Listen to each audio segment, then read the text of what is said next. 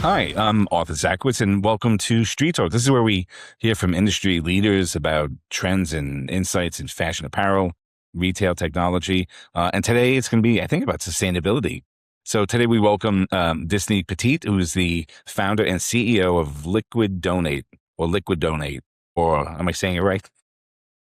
Yeah, it's liquidate. So we want Liquidate. people to, instead of liquidating their excess inventory and returns, we want them to liquidate it. Love it, love it. Yeah, I think you're based on the West Coast.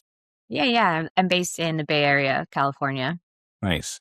So let's start. Let's jump right in. I think I would love to hear your founder's story. And what specific, I think, moment or realization in your career did you realize that, you really needed to found Liquidate and kind of empower change in the industry? Yeah, absolutely. Well, thank you so much, first of all, for having me on the podcast. I always love to start out with I love trash.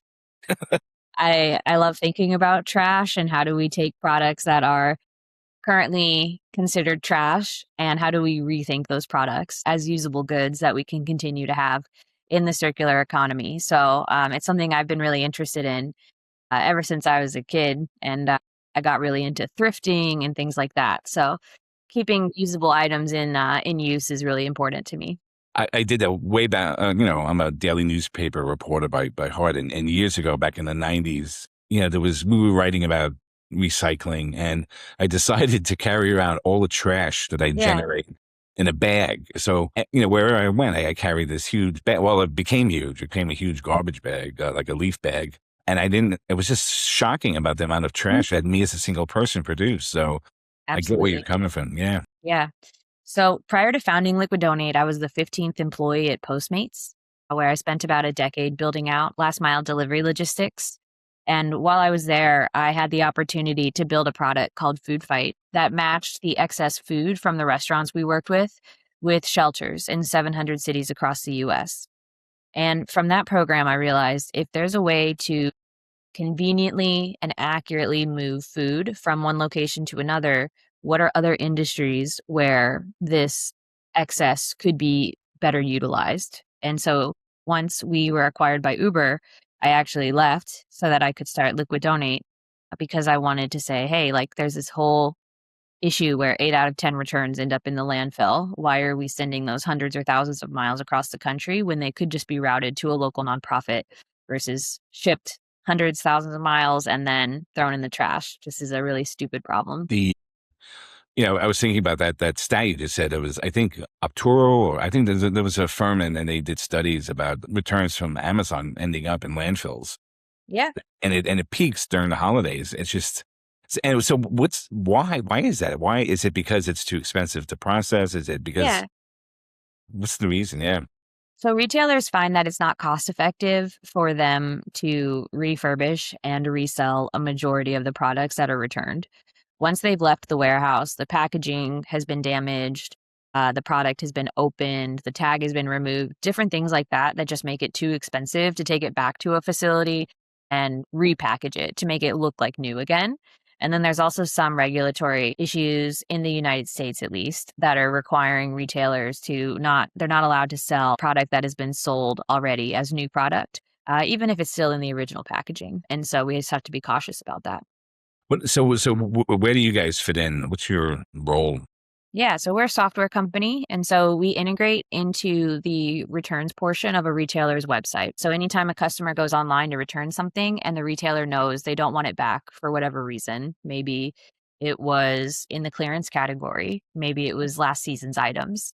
Whatever the reason might be, our software is able to say, hey, this item is not eligible for resale. Therefore, instead of producing a shipping label back to a warehouse or a distribution center somewhere in the US, instead, let's ship this product automatically to a nonprofit within about 30 miles of the customer's home, anywhere in the United States or Canada, so that we can reduce the transit distance on average by 90% and the cost of the shipping label on average by 50%. And then we save the retailer another 10% on average by reducing the amount of handling that product has to have, as well as the cost of landfilling. So the entire reverse logistics flow, we typically reduce the cost by 60. But and so it's an API. How does it work? And is it if I'm a retailer, is it a heavy lift, or I like how much? Not at all. Yeah, so we have we made it so that it's accessible for retailers no matter what level of like technological integration they have available to them. Because as someone who's worked in the nonprofit space and the restaurant space and now spending a lot of time in retail, there's just so many different types of businesses and so many different levels of technical skill. And just because you don't have a dedicated engineer doesn't mean you don't deserve to have the most cutting edge and like cost saving and efficient products. So we built a Shopify app. So for retailers that are selling on Shopify, they can simply download it and use Liquidate. We have done integrations with two of the major return management systems, Loop and Redo. So if retailers are selling on either of those platforms, they can turn on our donation disposition outcome within that system. We built a web app version so people who don't want to do any technical integration can have access to it that way. And then we've also built the API and a custom adapter. So for retailers that are typically an enterprise retailer, they're using a custom or proprietary software for their returns, we integrate with them directly. And how does it work? How are you able to slash transit distances and create so much, value for retailers? Yeah, it's because we're matching it all hyper locally. So we were able to build a nonprofit network of over 4,700 organizations across the United States and Canada in the last 4 years since we started the company. And so that network means that we have a nonprofit that is available in every city. We've also built a really cool matching algorithm that's able to determine which nonprofit needs these items at this time. And one of the things I always like to highlight about our matching algorithm is that one of the things it takes into consideration is equity. Equity is important to me. And it is meaning that if a nonprofit has received something from the Liquidate network of retailers, then we move on to the next nonprofit and make sure that they get it. Because not only does that spread the wealth of the product around to nonprofits that, may not have as big of marketing budgets as some of the bigger ones, but it also means that a retailer is less likely to be cannibalized on a full price customer. So I think some of the failures that resale has seen as like a third party channel are really eliminated by the donation piece that we've built. What about the consumer? Retailers kind of touting this to more sustainably minded consumers, and is it working? Yeah. I mean, when I started the company, I was calling it a climate technology company. And now I refer to it as a retail technology company because the sustainability aspect was not the win for a lot of the retailers we talk to. So while we have champions inside of each of these companies that typically do care about the reporting that we're able to provide on the landfill diversion, the carbon reduction, all of that stuff, typically the cost savings is where we win. Let's talk about the consumer for a second. I'll give you a personal example and how I was sort of woken up to this reality of that we produce too much and we waste a lot, like packaging, for example. I'm kind of because I'm a journalist, I'm like a pen fanatic. So my brother, he said, oh, he liked my pen, and I said, oh, I'll get you one. So I went on Amazon, and I live upstate, he lives on Long Island. I sent him one pen via Amazon with all this packaging. Oh, And man. and then I was like, later, and this is pre-COVID, I didn't, it was just because it was convenient. Yeah. How do you change the consumer mindset? Well, I mean, convenience wins, right? And I think that's one of the things that I learned at Postmates was trying to change consumer behavior is not a winning strategy, especially when you are a newer company, much less a company that's trying to change the way that retail works. Returns have pretty much been the same ever since returns started. The only thing that's really changed is that the customer happiness is very important to the retailers. And so sometimes they'll take on a product that they shouldn't accept as a return as a customer service issue. And that returns have grown. COVID is the biggest bump in e-commerce buying that we've seen, and it hasn't slowed down. So with that being said, the consumers are going to continue to buy products. And so it's my belief that the retailer is the one who has the onus on doing better planning and coordination of what happens to the products. If a retailer wants to tell the customer that the product is being donated, they can, but changing the customer behavior is not something that we really feel like we need to do. The onus is on the retailer who produced the product. And we're seeing the EPR and the ESPR regulations and legislation come into effect to agree with us on that front. The Yeah, and there's other behavior too. There's the serial returner, right? I think they're called. There's people who bracket, Yeah, the bracketing. sizes, and Yeah. I mean, it's huge. Like how big is the headache of returns from a dollar? $890 million a year. That's remarkable. It's almost a It's billion almost dollars. yeah, it's an absurdly huge problem. Yeah. Did I say billion? I said 890 billion, right? Billion, yeah, Yeah, a yeah, yeah. billion with a B. So almost a trillion. It's an almost $1 trillion problem. Right. It's absurd. And the thing is people who do bracketing, and if you're listening and you're not sure what bracketing is, it's like Arthur said, like when you buy 3 sizes of something, one that's the size you expect to wear, the size above and below because we don't have uniform sizes. And then you return 2 of the 3 expecting that they're just going to be restocked. Like the person who is expecting them to be restocked is like, I didn't wear them. They still have the tags. Like they aren't expecting that product to end up in the landfill, but it's all just a math equation behind the product on what's going to happen to it next. And is it going to make more money for the retailer to resell it or is it not? And if it's not, then it's going in the trash. I volunteer at a local soup kitchen here in upstate, and it seems, and from the headlines I read as well, it seems things are getting worse. More people living paycheck to paycheck. It's becoming more challenging. Oh, how does that affect the nonprofits that you serve? Are you seeing demand increase in this climate, or like what's? Yeah.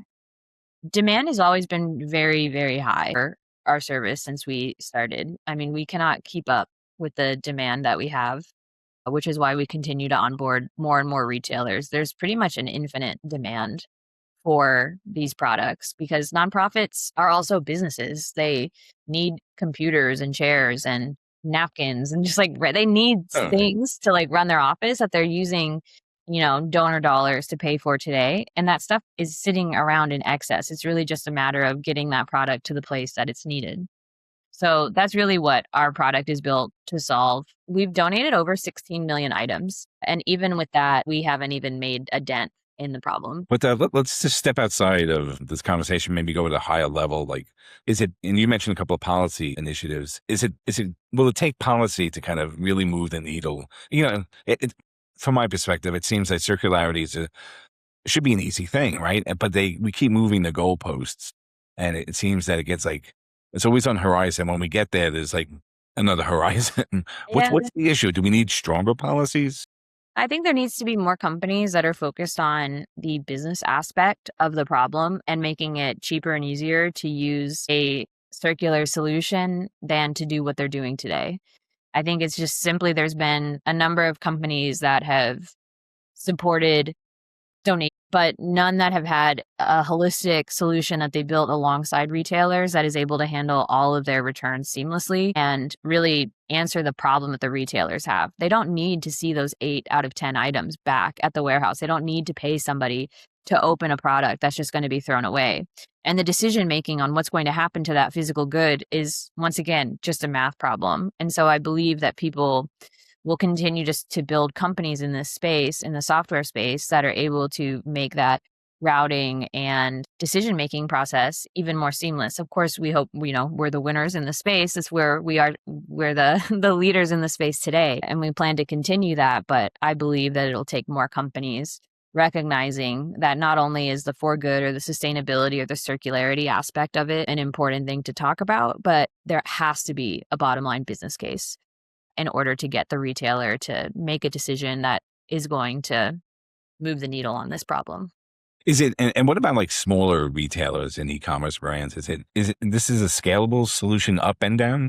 Yeah. Well, I mean, you can have as many as one return or as few as one return a month and as many as a million returns a minute. It doesn't matter. Our solution is completely scalable. So for small and medium-sized businesses, we typically have them do a self-service tool through the Shopify app if they're selling on Shopify, and that's all very easy and straightforward. If it's an enterprise retailer that has some more custom arrangements, then we, of course, have those meetings with them and sort it out that way. So, as your database scales across thousands of schools and nonprofits, what is your ultimate kind of vision for your solution, and how will it redefine the global standards of a true circular economy?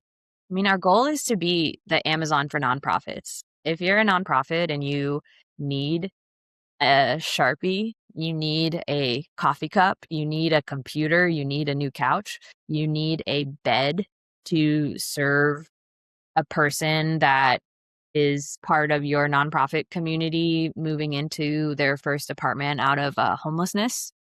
Any of those reasons, you should just be able to go, before I buy this, let me check Liquid Donate. And that is the ultimate vision, is that nonprofits will actually be able to divert some of the funding that they've been spending on physical product to these products that are in new condition that otherwise are going in the trash. It really solves multiple problems at the same time. And so that's the vision. I'm currently on the board of a nonprofit land trust. And you're totally right. It's, it's like a business, but we don't It have, is a business. we don't make a profit, hence nonprofit, but, we got to pay the bills. We got to pay, the employees, equipment goes out. It's a land trust and we do conservation easements. So there's a lot of technology, like laptops, we go through a lot, and it's just given the environment, like as funding decreases in the nonprofit world, people giving less, things are tighter. We're getting squeezed. So Yeah. you may expect a call from my executive director. Sounds great. And see how you could help. But I guess, what keeps you up at night? What is the thing that, makes it challenging to rest easy? It's the scale of the problem.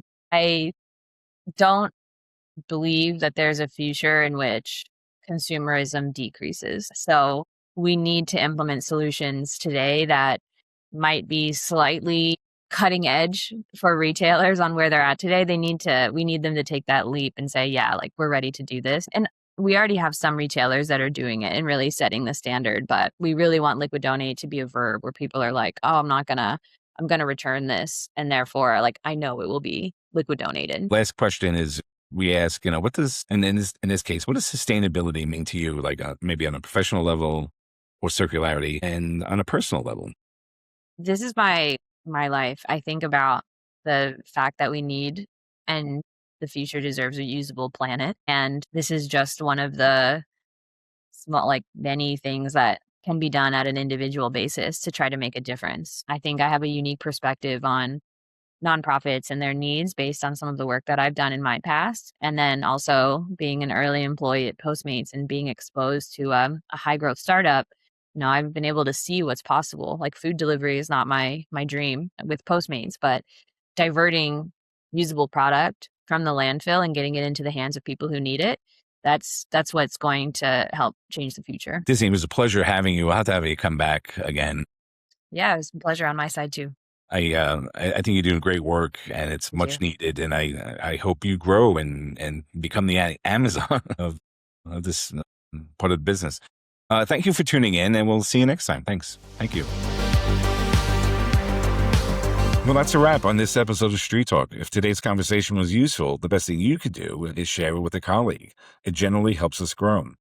And if you haven't already, subscribe on Apple Podcasts or Spotify and leave us a review. It takes 30 seconds and makes a real difference. For the full episode write-up, show notes, and our weekly newsletter, visit streettalk.studio. We're also on LinkedIn and Instagram at Street Talk Studio.